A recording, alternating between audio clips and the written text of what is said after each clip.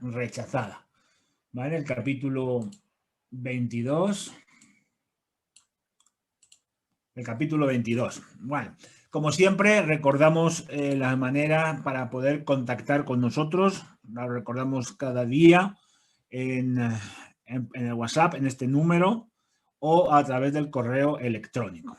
Entonces, bien, el capítulo de hoy nos sitúa justamente antes de 1844, precisamente muy poquito antes de llegar al chasco. Nos va a dar un poco una visión de cómo estaba la sociedad religiosa, en este caso en Estados Unidos, y por qué era necesario un poquito esta advertencia, por qué era necesario antes de 1844 esta advertencia. Bueno, Guillermo Miller y los adventistas que surgieron predicando la segunda venida de Cristo, ellos tenían un propósito, y el propósito que tenían era un propósito digno. Ellos querían que los hombres y mujeres se preparasen para el acontecimiento, preparar a una sociedad para el acontecimiento de la segunda venida. Esto es muy, muy interesante porque ellos tenían ese pensamiento: Cristo viene, se termina el mundo, mucha gente se va a perder, hay que predicar, hay que hacer para que la gente se prepare para este acontecimiento. Especialmente porque descubrieron en el mensaje del primer ángel que se acercaba la hora de su juicio. Lógicamente, ellos tenían la certeza, como así lo dice la palabra de Dios, que cuando Cristo venga, ¿verdad?, va a venir como él dice la palabra de Dios. Voy a venir para darle el galardón a cada uno, sea cual sea, ¿verdad? Entonces, ellos sabían que cuando Cristo viniese, el mundo ya había sido juzgado y unos iban a ser salvos y otros no. Pero por eso era necesario dar esta advertencia para que todo el mundo se preparase, para que se despertasen todos aquellos que amaban a Dios. Estamos en una sociedad que era muy religiosa. En esta época la religión estaba muy bien vista. Todos pertenecían a alguna iglesia. Era una sociedad muy religiosa. Por lo tanto, todos aquellos que amaban a Dios era necesario que se despertasen, que hubiese un arrepentimiento genuino para que todo el mundo pudiese ser transformado en su corazón por la acción del Espíritu Santo y estar listos para el acontecimiento. Y aquellos que no creían, los incrédulos, se convirtiesen a la fe verdadera, porque el mensaje era urgente: Cristo viene, el mundo se termina. Si tú no te conviertes, vas a ser destruido. Entonces, esta era la urgencia que ellos tenían. En ningún momento, ni Miller, ni después el grupo que le seguía, los adventistas, quisieron que las iglesias se separasen, que hubiese problemas en las iglesias, que hubiese tensión entre varias denominaciones. Ellos nunca quisieron eso, solo querían que la sociedad se preparase, fuese cual fuese la iglesia que la gente fuese. Ellos querían que las iglesias fuesen edificadas. De hecho, Guillermo Miller predicaba fue invitado en muchas iglesias y él fue predicando. Nunca dijo, no, como esta iglesia yo no, sino todo lo contrario. Él fue predicando en muchas iglesias porque quería que las iglesias fuesen edificadas. Esto fue bueno para muchos, porque muchos se unían esperanzados en la segunda venida, a pesar de que tenían credos distintos. En esta época pues había muchas iglesias, muchas denominaciones: metodistas, bautistas, presbiterianos, Conexión Cristiana, etcétera, etcétera. Muchos, pero a pesar de estos credos, todos estaban esperanzados en la segunda venida de Cristo. Pero también muchos se opusieron, especialmente los ministros de estas iglesias, porque estaban viendo que mucha gente estaba siendo convencida por este mensaje. Incluso en algunos casos llegaron a prohibir a los miembros acudir a escuchar estas enseñanzas. Y se opusieron grandemente desde los púlpitos. Hemos visto porque el conflicto que se libra cuando alguien quiere hacer la voluntad de Dios, siempre va a haber oposición, y esto lo estamos viendo. Bueno, en esta época, después de todo esto, la iglesia empezó a entrar por una época un poco difícil. muchos creyentes se vieron envueltos en una gran tribulación. No fue una tribulación en la que estuvieron pasando hambre, sino fue una tribulación de otra clase. Y ahora vamos a explicar un poquito cómo es. La tribulación es que muchos amaban sus iglesias. La gente no quería salir de las iglesias, pero ellos veían que las iglesias cada vez se estaban haciendo más mundanas, se estaban conformando más a las reglas del mundo en vez de las reglas de la palabra de Dios. Y vieron que muchas de estas iglesias, por culpa de esto, la vida espiritual estaba degenerando cada vez más. Muchos eran sinceros creyentes que deseaban escudriñar las escrituras con libertad. Ellos, recordáis que la Reforma había luchado mucho para que la gente pudiese libremente estudiar la palabra de Dios. Pero como ese derecho se les negaba desde los ministros que les decían que esto no podía ser, muchos estaban en esa problemática. ¿Qué hago? ¿Hago caso a lo que me dicen en mi iglesia o estudio la palabra de Dios como es mi deseo? Entonces se veían en esa tribulación. Esto llevó que en el verano de 1844, antes del chasco, más de 50.000 personas salieron de sus iglesias para unirse al grupo de Miller, al grupo adventista. Salieron por diferentes motivos, pero especialmente porque se les prohibía estudiar la palabra de Dios. Como unas iglesias que salen de la Reforma, que eran protestantes, llegaron a prohibir a sus miembros que estudiasen la palabra de Dios. Claro, todo esto causó una gran decadencia en todas las iglesias del país, en la que no habían conversiones. Y en esta época, me gusta mucho la palabra que utiliza la hermana Ellen White. Dice que había una gran apatía espiritual. No se crecía espiritualmente, sino que parece que la gente iba hacia atrás. Bueno, empezó a haber una decadencia en las iglesias que llegó a ser muy peligrosa. Era la condición general de la iglesia justo antes del chasco. Hemos visto que la iglesia pasó por varios momentos, pero justo antes del chasco, lo que si hiciéramos una línea sería hacia abajo, una curva hacia abajo, porque cayó en picado la condición espiritual de las iglesias. ¿Qué es lo que había causado esta decadencia? ¿Por qué? Se supone que el mensaje era un mensaje de reavivamiento, que la gente tenía que estar, pero ¿qué es lo que ocurrió? La hermana White se pregunta, ¿es que acaso no recibieron la gracia de Dios? Nosotros sabemos que la gracia de Dios es para todos. Todos tienen derecho a la gracia de Dios.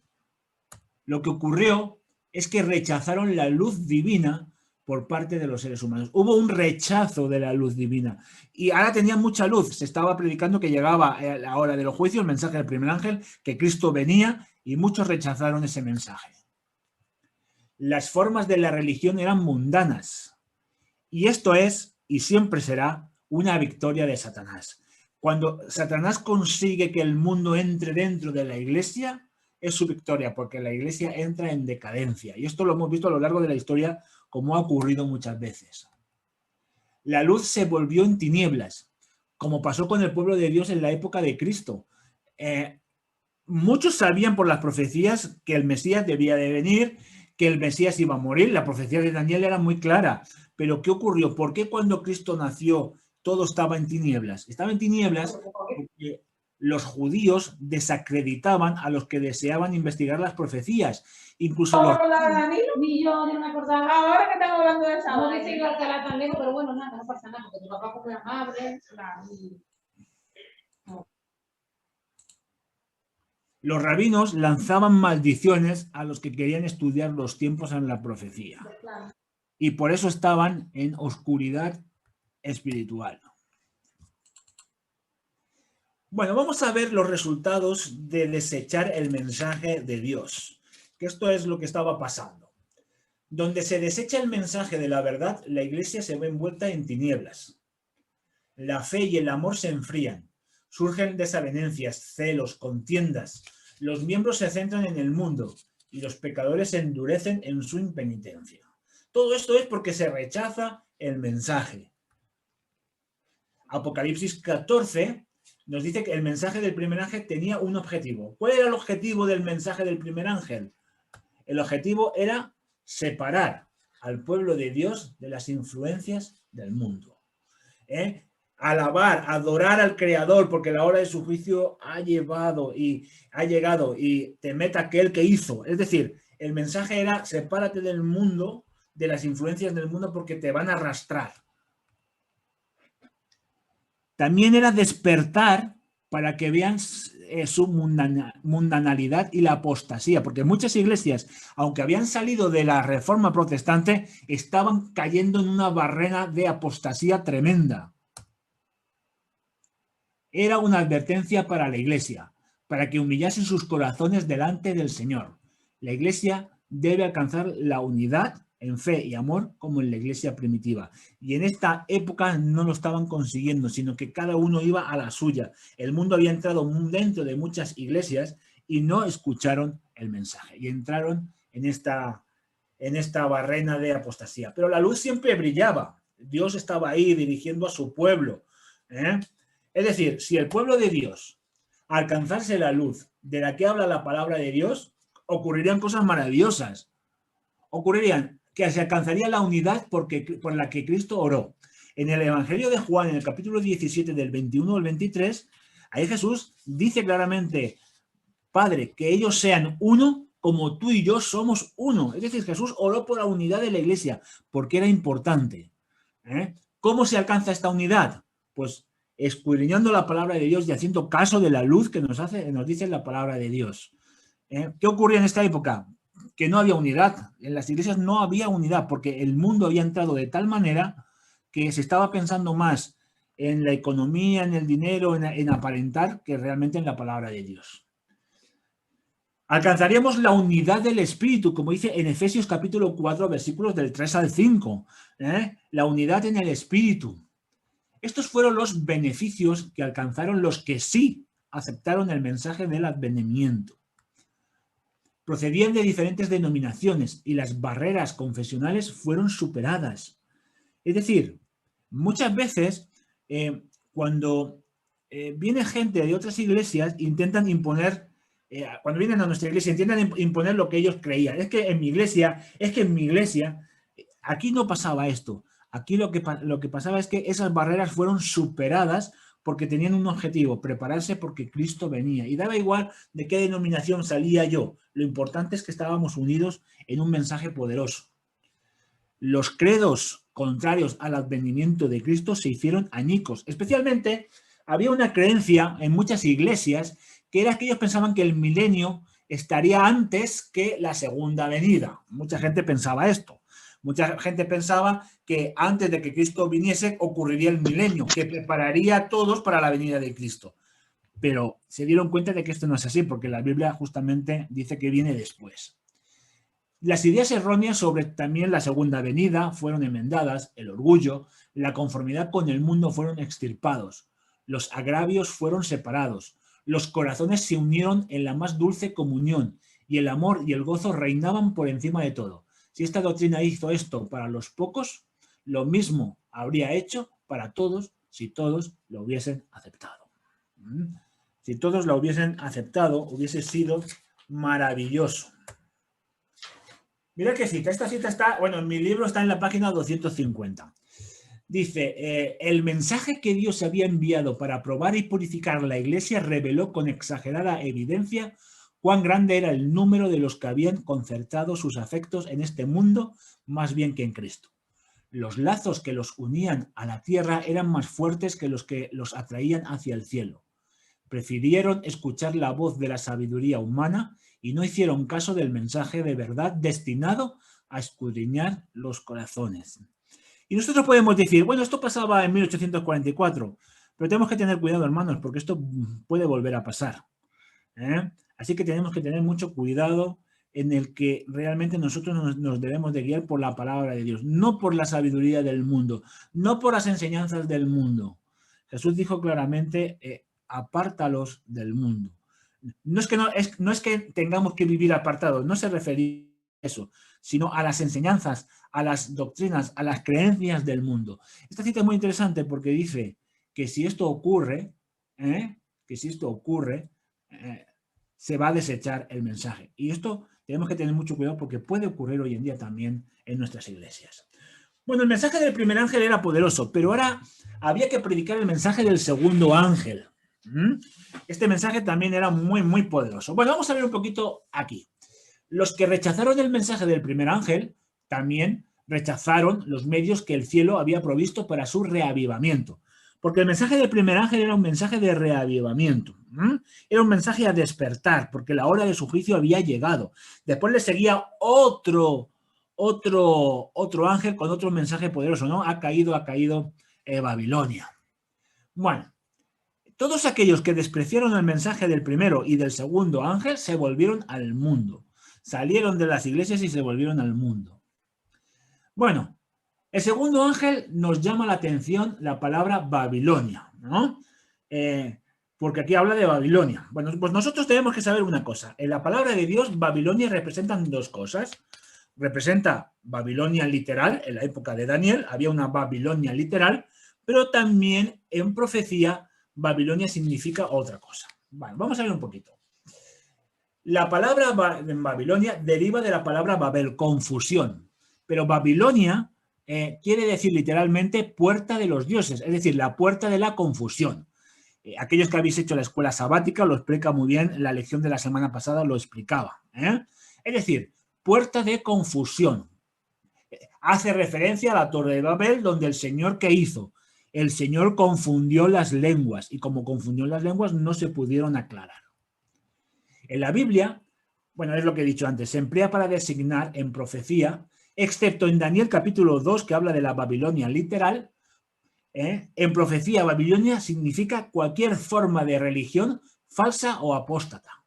Es decir, como es confusión, en la profecía, Babilonia significa cualquier forma religiosa falsa o apóstata.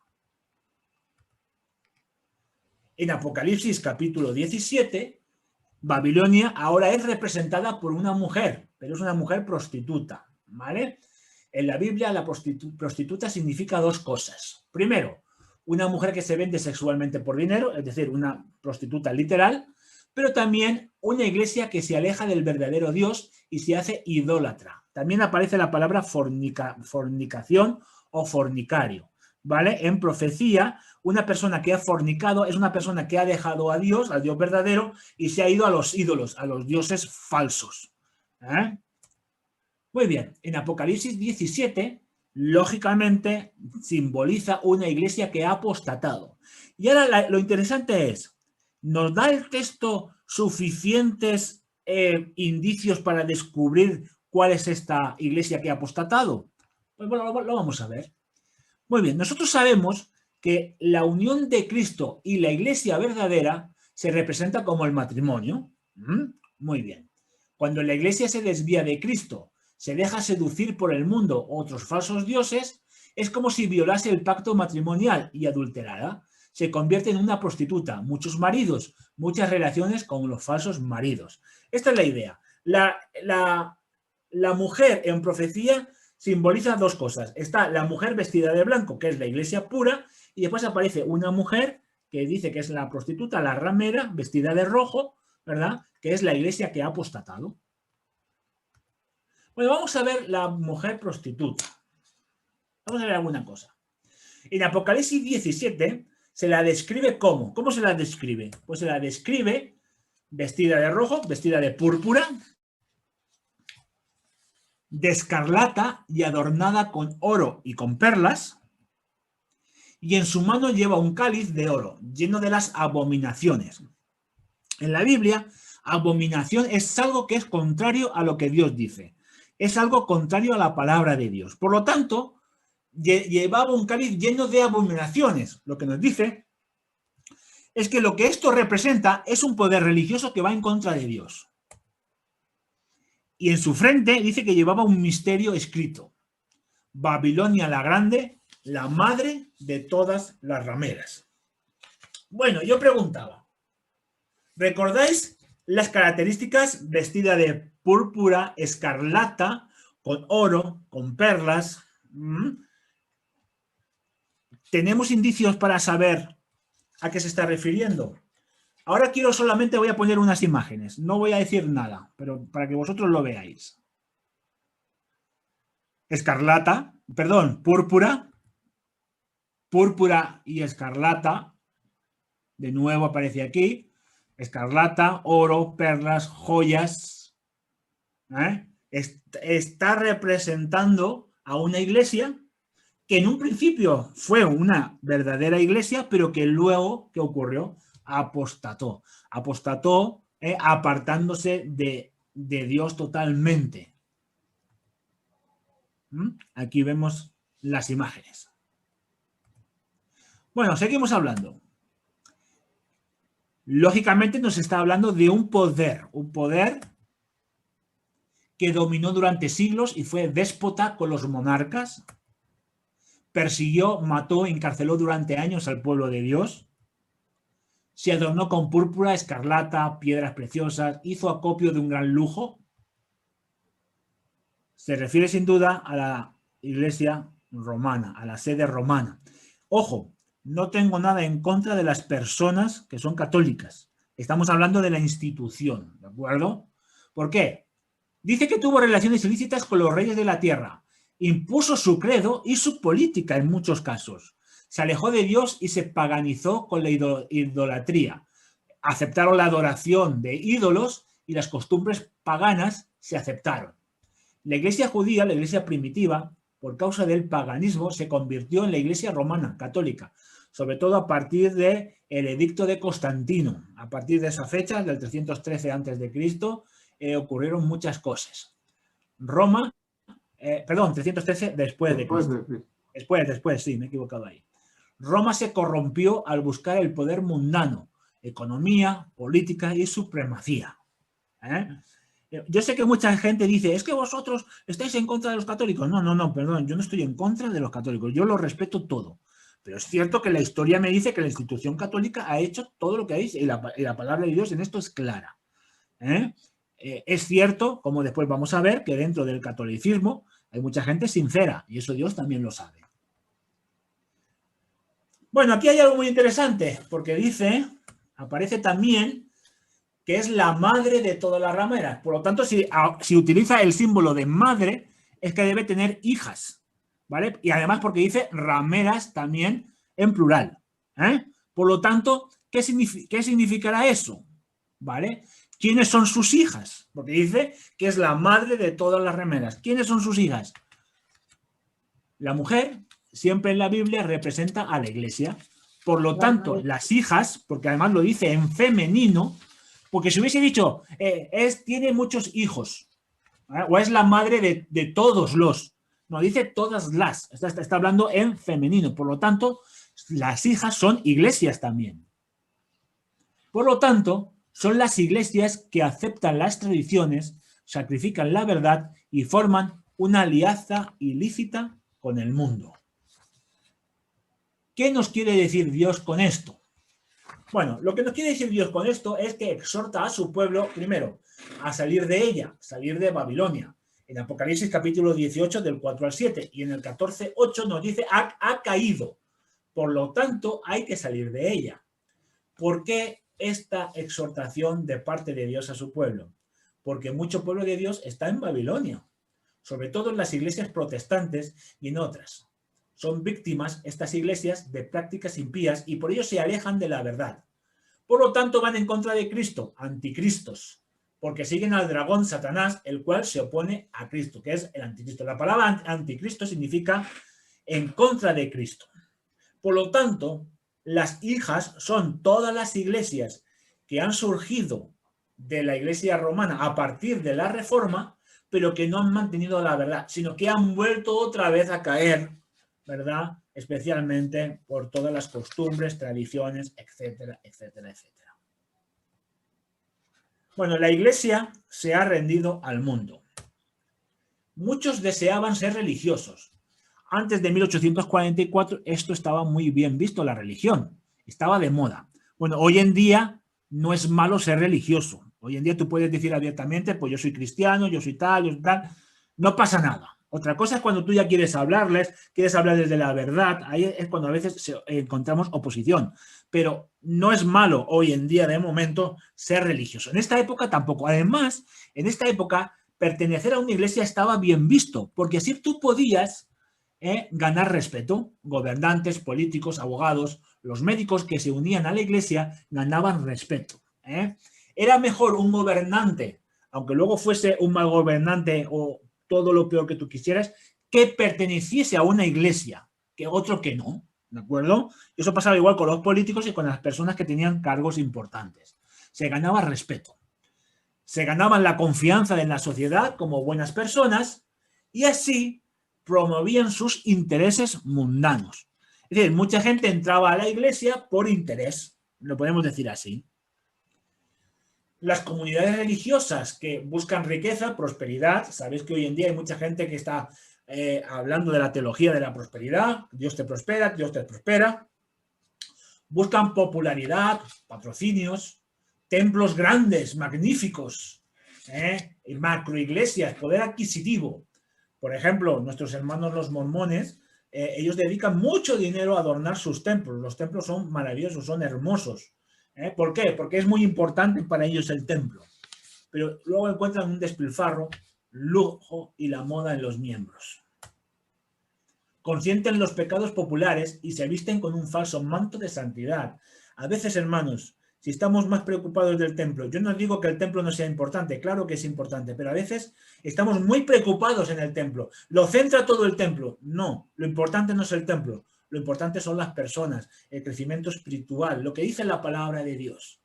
En esta época pasaba esto y por lo tanto entró en esta decadencia la iglesia.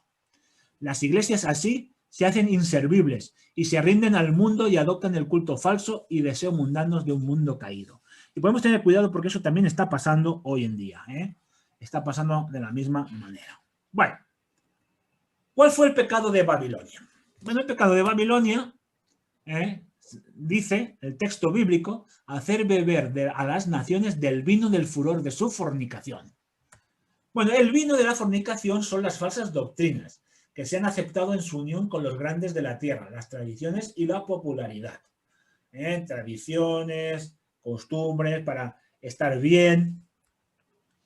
La amistad con el mundo corrompe su fe. Babilonia ejerce una influencia corruptora sobre el mundo y enseña doctrinas en contra de la palabra de Dios. Roma negó la Biblia al pueblo, pero luego la Reforma quiso devolver la Biblia al pueblo en su idioma. Pero ahora, ¿qué estaba ocurriendo?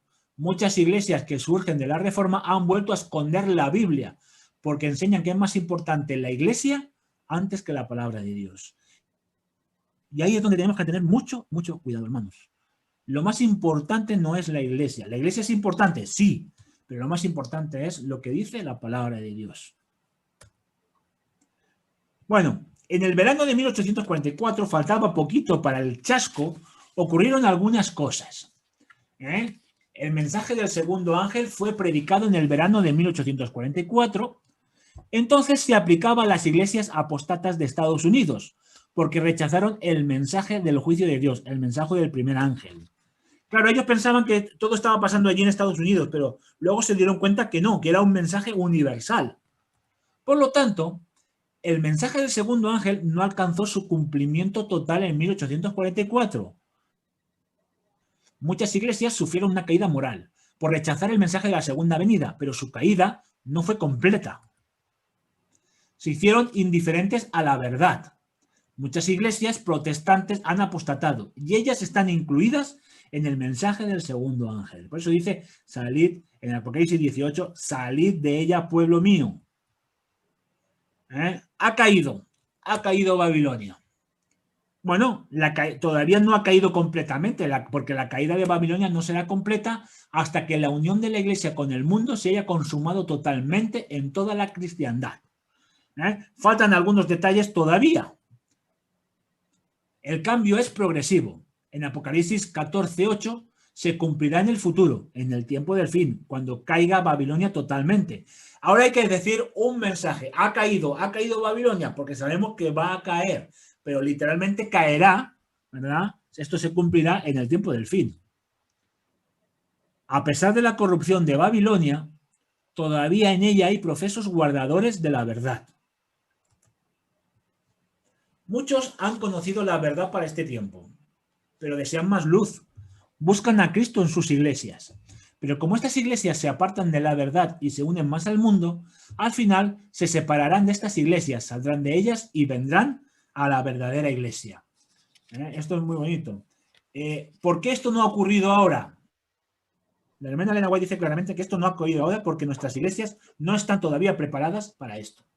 Así que, hermanos, debemos de prepararnos porque vemos que el tiempo está pasando y los sucesos se van, los acontecimientos van pasando uno detrás de otro y debemos estar preparados porque muy pronto vendrá mucha gente de estas iglesias de Babilonia, vendrán a la verdad y nos llevaremos una sorpresa agradable porque vemos que será gente de fe y gente que guarda la palabra de Dios. Bueno, quiero compartir otra cita. Esta cita también está en el Conflicto de los Siglos. En mi libro está en la página 255-256.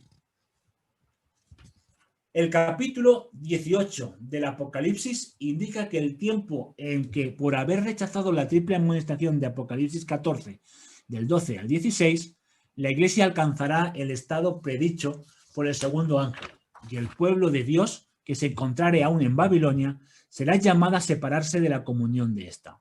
Este mensaje será el último que se dé al mundo y cumplirá su obra, cuando los que no creen a la verdad, sino que se complacen en la injusticia, como dice en 2 de Tesalonicenses capítulo 2, versículo 12, sean dejados para sufrir tremendo desengaño y para que crean a la mentira.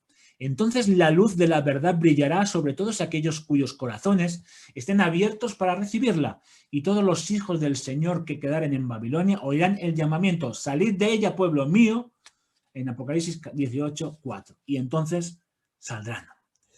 Hermanos, yo quisiera terminar en esta mañana diciendo que a nosotros nos toca predicar el mensaje de los tres ángeles. A nosotros nos toca hacer que muchos salgan de la mentira a la verdad de Cristo y su palabra. Y esta es nuestra misión, advertir al mundo. Porque mirar, la iglesia primitiva comenzó con un chasco. Los apóstoles se chasquearon cuando Cristo murió. La iglesia adventista surgió de otro chasco en el tiempo final. Y la iglesia terminará con un chasco para todos aquellos que no han creído en Dios y entonces no serán llevados al cielo con el Señor. Será ese chasco. Hermanos, a nosotros nos corresponde porque es nuestra misión, es la misión que el Señor nos ha llamado a hacer.